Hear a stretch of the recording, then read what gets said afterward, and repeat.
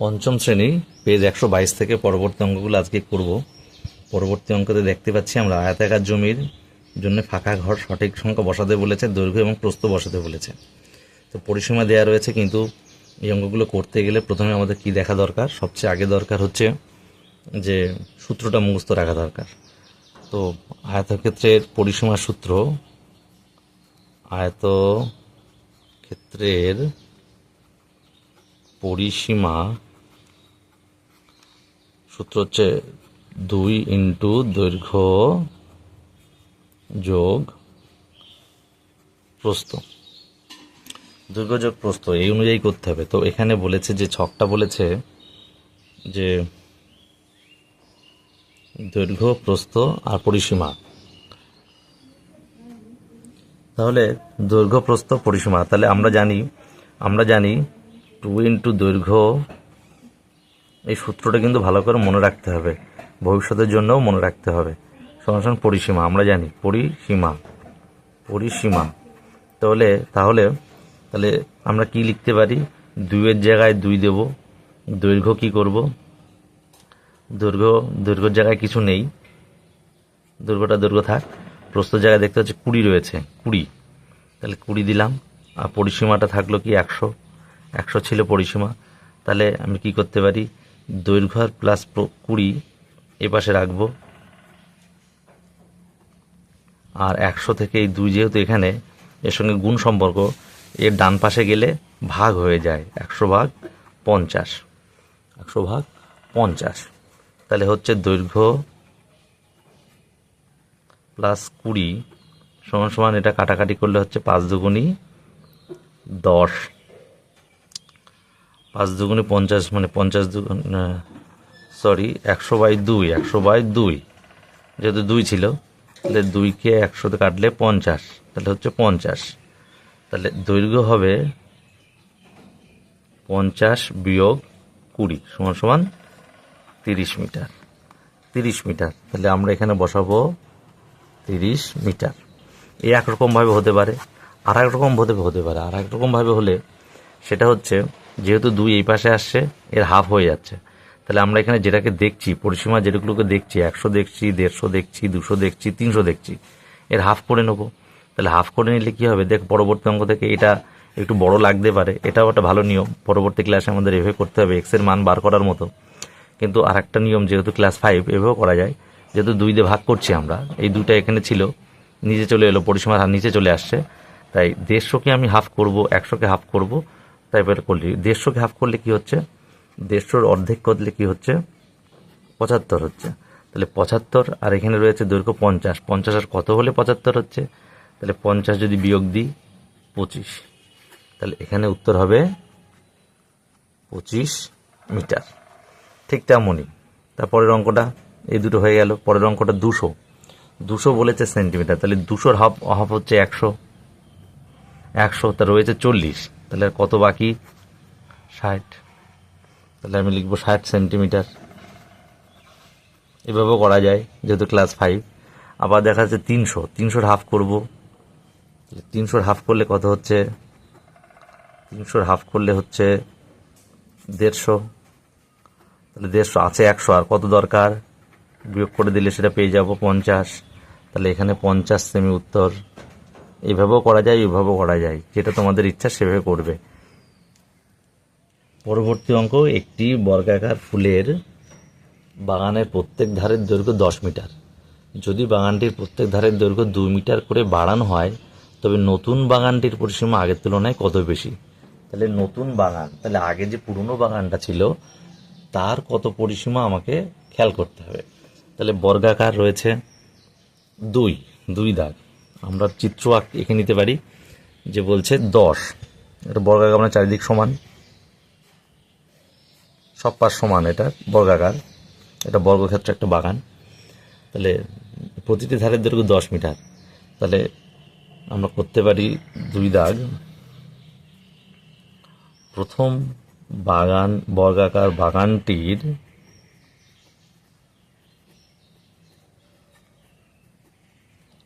বাগানটির পরিসীমা। তাহলে পরিসীমার সূত্র কি? আমরা মুখস্থ রাখতে হবে বলেছিলাম। তাহলে প্রথম বর্গাকার বাগানের পরিসীমা 4 ইন্টু বাহু, 4 ইন্টু বাহু, তাহলে 4 ইন্টু বাহু কত 10, তাহলে 40 মিটার হচ্ছে। তারপরে কি বলেছে, তারপরে বলেছে যে যদি বাগানের প্রত্যেক ধারের দৈর্ঘ্য 2 মিটার করে বাড়ানো হয়, তাহলে বাড়ানো হলে বাগানের প্রতিটি বাহু 2 মিটার বৃদ্ধি করলে দৈর্ঘ্য হবে 10 ছিল প্লাস 2 বাড়ানো হলো, তাহলে কত হচ্ছে 12 মিটার। 12 মিটার, তাহলে তখন বাগানের দৈর্ঘ্য বৃদ্ধি করার পরে, তাহলে সুতরাং বৃদ্ধি করার পরে বাগানের পরিসীমা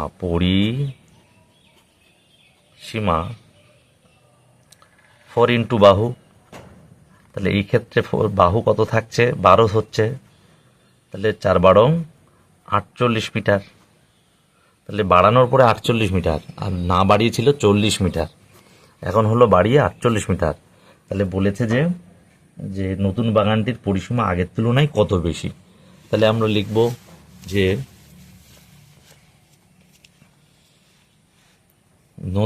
সুতরাং নতুন বাগানটির পরিসীমা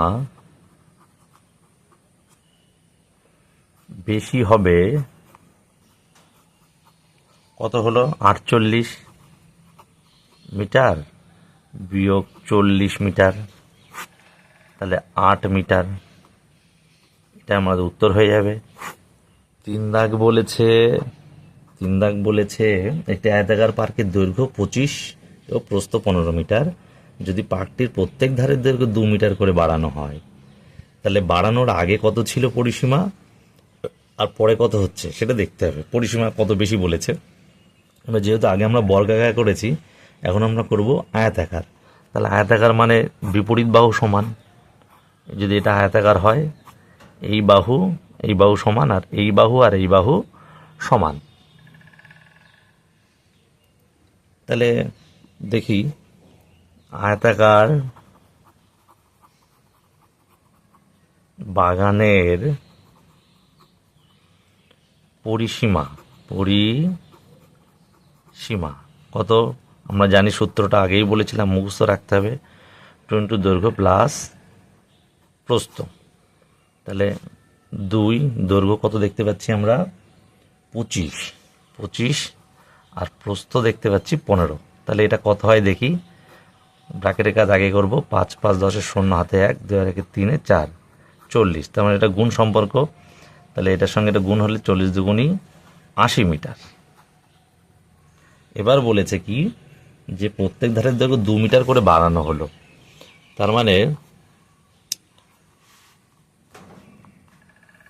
2 মিটার করে, তাহলে দৈর্ঘ্য ও প্রস্থ 2 মিটার বাড়ালে বা বৃদ্ধি করলে নতুন দৈর্ঘ্য ও প্রস্থ হবে কত হবে ছিল 25 প্লাস 2 27 মিটার দৈর্ঘ্য, ও প্রস্থ হবে ছিল 15, 2 বাড়াও তাহলে 17 মিটার। তাহলে এই যে বাড়ানোর পরে আমাদের দেখতে হবে নতুন পরিসীমা কত হয়। সুতরাং দৈর্ঘ্য ও প্রস্থ বাড়ানোর পর পরিসীমা, সূত্রটা লিখব 2 ইন্টু দৈর্ঘ্য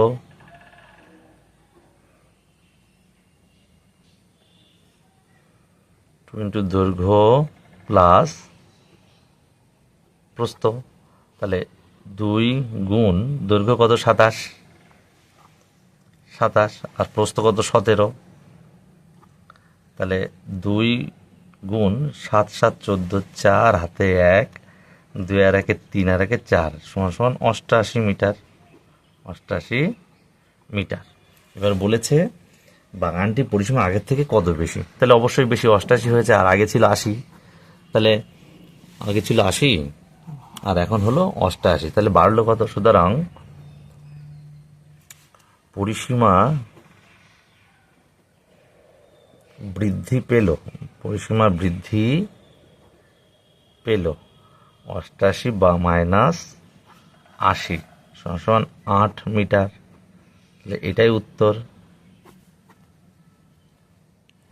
4 দাগ দেখতে পাচ্ছি, 4 দিকে রয়েছে সমান পরিসীমা বিশিষ্ট একটি আয়তাকার ও একটি বর্গাকার জমি আছে। অর্থাৎ সমান পরিসীমা অর্থাৎ আয়তাকার জমিরও যে পরিসীমা, বর্গাকার জমিরও সেই পরিসীমা। আয়তাকার জমির দৈর্ঘ্য 40 মিটার ও প্রস্থ 20। বাহ, প্রতি মিটার বেড়ার জন্য 7 টাকা খরচ হলে বর্গাকার জমির চারপাশে বেড়া দিতে কত খরচ? বাহ, তাহলে বর্গাকার জমির পরিসীমা আমরা পেয়ে যাব। কেন পেয়ে যাব? আয়তাকার জমির যা পরিসীমা, আয়তাকার জমির যা পরিসীমা বর্গাকার জমিরও তাই পরিসীমা বলেও দিয়েছে।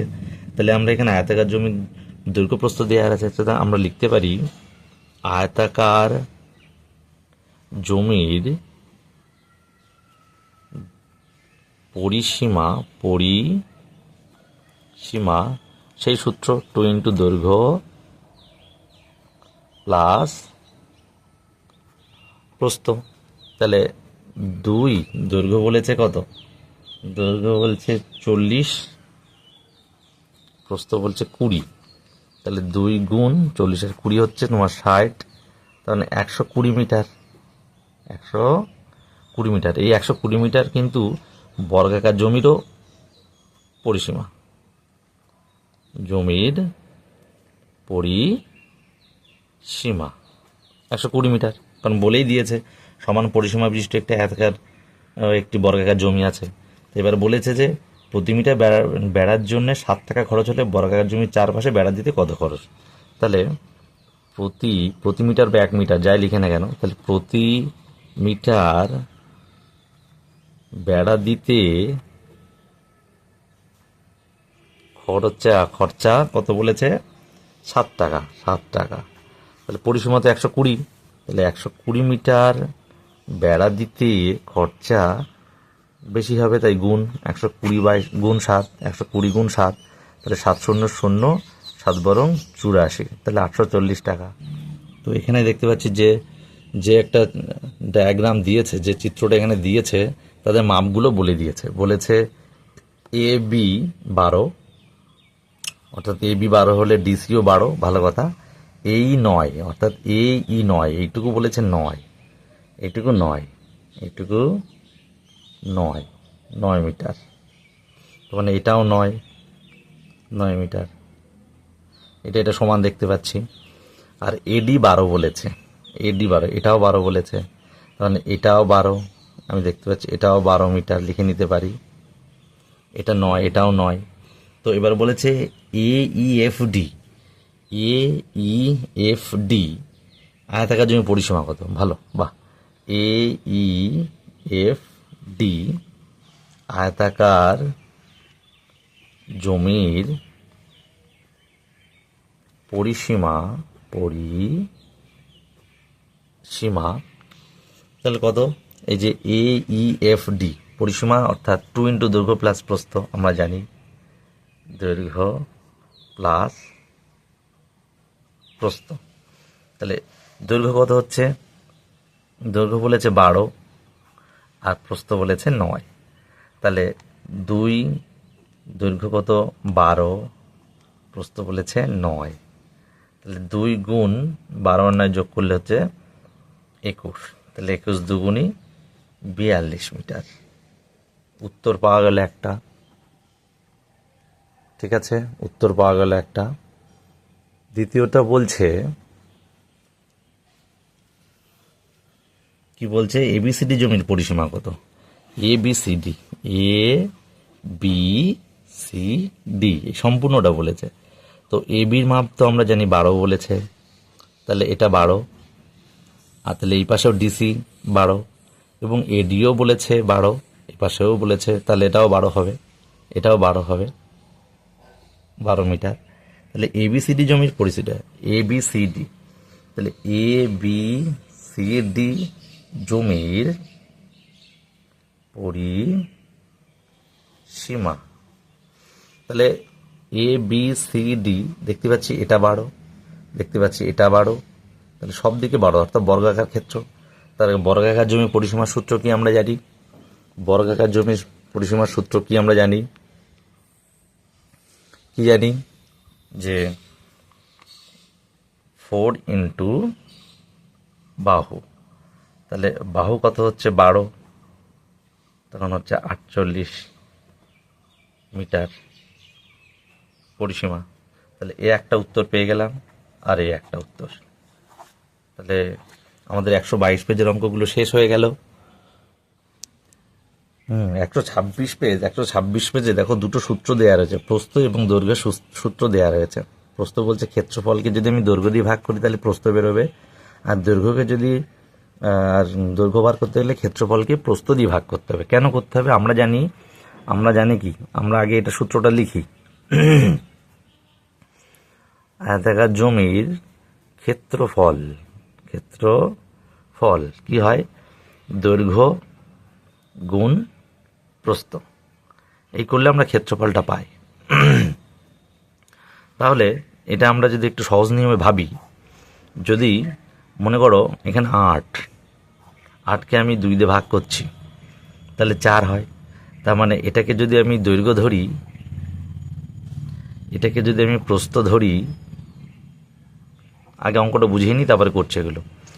এটাকে যদি, তাহলে এটা ক্ষেত্রফল, এই 8 হচ্ছে ক্ষেত্রফল।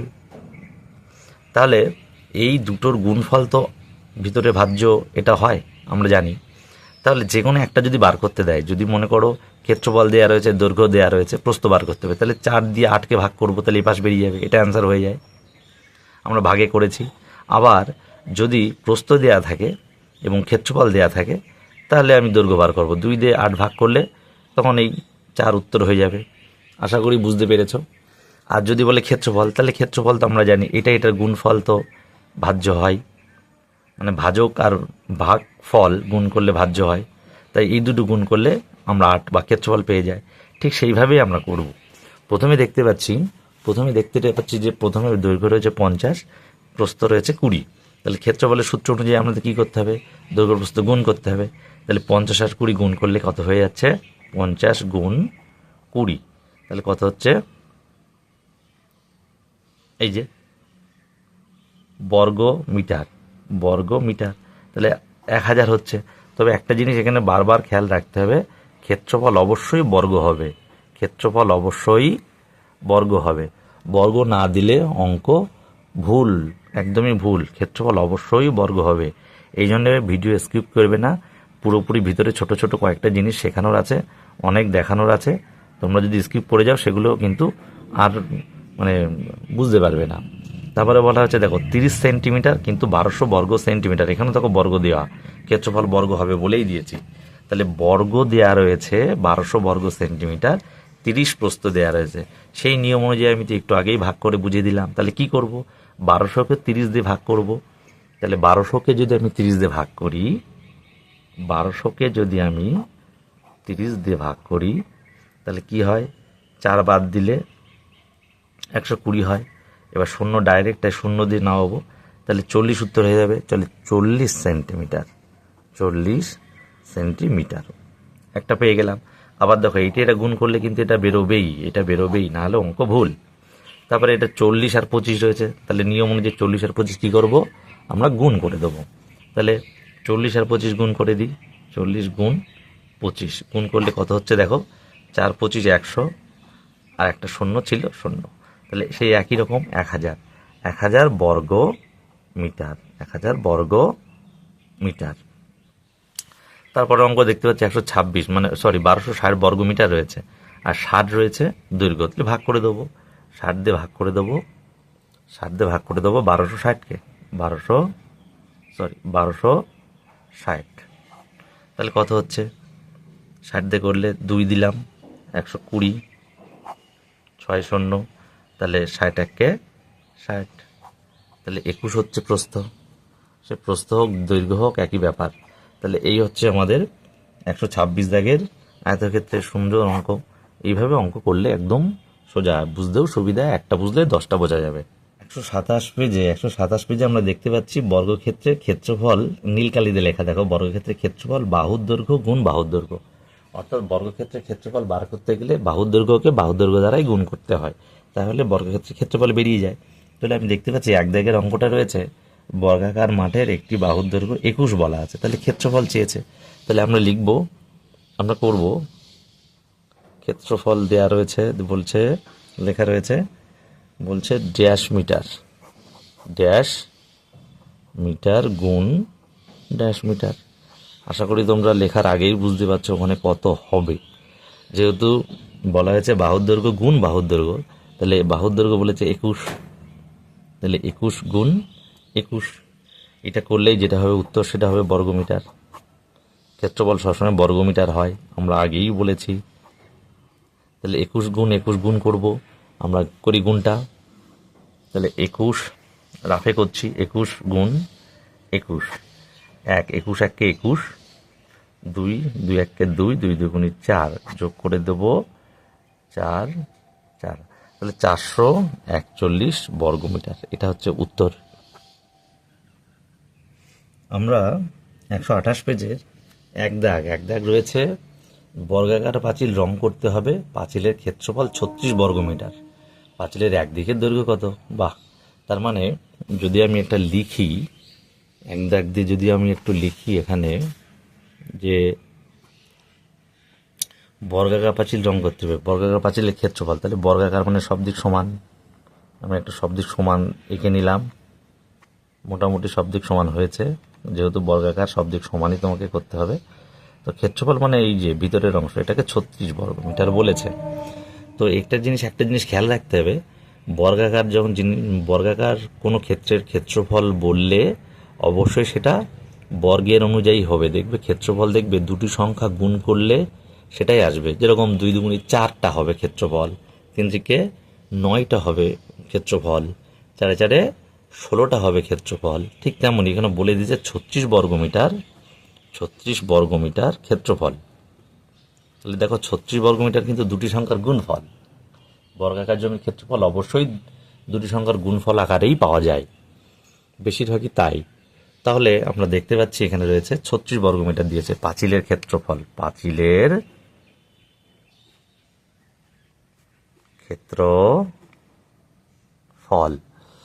ক্ষেত্রফল কত দিয়েছে? 36 বর্গমিটার। 36 বর্গ মিটার। তাহলে কি হবে? আমরা নর্মালি করতে পারি 6 গুণ 6, উত্তর 6 হবে, কিন্তু এখানে বলেছে 4টে ফাঁকা দিয়েছে, ফাঁকা জায়গা, ফাঁকা ঘরে আমরা কি লিখব? 6কে আমরা ভাঙাবো, একই ব্যাপার, কোনো ব্যাপার না, বর্গমিটার লেখা, বর্গমিটার। তাহলে 3 গুণ 2 6, আর 3 গুণ 2 6। তাহলে যখন আমরা একবারে এখান থেকে এটাই আসবো, বর্গ থেকে যখন নর্মালে আসে তখন ডবল সংখ্যা একটা সংখ্যায় নিয়ে আসি। 2টো 3 রয়েছে, তাহলে আমরা নেব একটা 3, আর 2টো 2 রয়েছে, আমরা নেব একটা 2। তাহলে উত্তর হচ্ছে 6। দেখো 6কে গুণ করলে 6 6 36। আগেই বলেছি যে দুটি সংখ্যার গুণফল আকারেই বর্গাকার ক্ষেত্রে ক্ষেত্রফল আসে, তো 6 হবে। তাহলে 6 মিটার হচ্ছে পাঁচিলের এক ধারের দৈর্ঘ্য। পাঁচিলের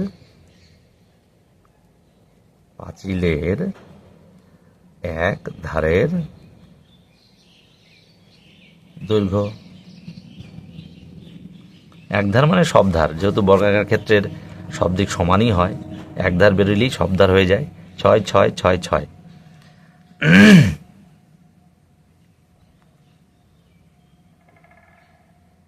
তবে যাই হোক বোন, তোমাদের একটা কাজ দেয়া হলো, 6 হচ্ছে প্রতিটা বাহু হলো। তোমরা পরিসীমা বার করে আমাকে কমেন্ট করতে পারো, মানে পরিসীমা কত এটা একটু বার করে আমাকে দিতে পারো কমেন্টে, দেখি পড়াশোনা কেমন করছো তোমরা। বর্গাকারের পরিসীমা বার করো তো। 6 হচ্ছে বাহু, 6 বাহু, ঠিক আছে, 6 মিটার বাহু। আমরা এবার যাব, নিচে একটা বর্গাকার ক্ষেত্রে একটি ছক দিয়েছে একদম সোজা, সেই ছকটা দেখে আমরা করব, মুখে মুখেই হয়ে যাবে যে একটা বাহুর দৈর্ঘ্য দিয়েছে, আবার কিছু জায়গায় দেখতে পাচ্ছি যে বাহুর দৈর্ঘ্য দিয়েছে, আর কোথাও এক পাশে দিয়েছে আবার ক্ষেত্রফল। তাহলে বাহুর দৈর্ঘ্য কি দিয়েছে? 4 মিটার, 4 মিটার দিয়েছে, এর ক্ষেত্রফল আমরা বার করব। আবার এখানে 81 দিয়েছে ক্ষেত্রফল, সেমি। বারবার বলছি ক্ষেত্রফল কিন্তু বর্গ হয়, বর্গ আকারেই লেখা, বারবারই বলছি। তারপরে আবার দিয়েছে বাহুর দৈর্ঘ্য 11 মিটার, 11 মিটার। তাহলে তার ক্ষেত্রফল কি হবে আমরা বার করব। তারপরে আবার ক্ষেত্রফল দিয়ে দিয়েছে 144 বর্গ সেমি। তাহলে আমরা বাহুর দৈর্ঘ্য বলেছে, যেহেতু বর্গাকারের, এটা বর্গাকারের একটা ছক দিয়েছে দেখতে পাচ্ছি প্রশ্নে। তাহলে কি হয়, আমি বলেছি বাহুর দৈর্ঘ্যকে সেই বাহুর দৈর্ঘ্য দ্বারা গুণ করতে হয়, তাহলে ক্ষেত্রফল বেরিয়ে যায়। তাহলে 4কে যদি আমি সেই 4 দ্বারাই গুণ করি তাহলে কি হয়, 4 গুণ 4, 4 4 16 বর্গ হবে বর্গ মিটার, একটা পাওয়া গেল। তারপরে এটাই আসি 11কে যদি আমি 11 দিয়ে গুণ করি তাহলে হবে 121 বর্গ মিটার। তারপরে এটা বলেছে 81 বর্গ সেমি। 81 বর্গ সেমি নিশ্চয়ই কোনো দুটো সংখ্যার গুণফল। তাহলে 9কে যদি আমি 9 দিয়ে গুণ করি তাহলে 81 আসে, তাহলে হবে 9 মিটার বাহু, কারণ 9 নং 81। আবার এখানে দেখতে পাচ্ছি 144 বর্গ সেন্টিমিটার। তাহলে কাকে গুণ করলে 144 আসবে? নিশ্চয়ই 12 12 144। এই 12কে যদি আমি দুবার গুণ করি তাহলে তো অবশ্যই 144 আসে না। তো বা 144কে যদি আমি বর্গমূল করি তাহলে ওটা আসে। এইভাবেও করা যায়, এইভাবেও হয়, যেভাবে করো সেভাবে। সুতরাং এই হচ্ছে আমাদের 128 পেজের এই অবধি অঙ্ক আমাদের কমপ্লিট হয়ে গেল। পরবর্তী ভিডিও 128 পেজের নিজে করি অঙ্কগুলো দেওয়া থাকছে।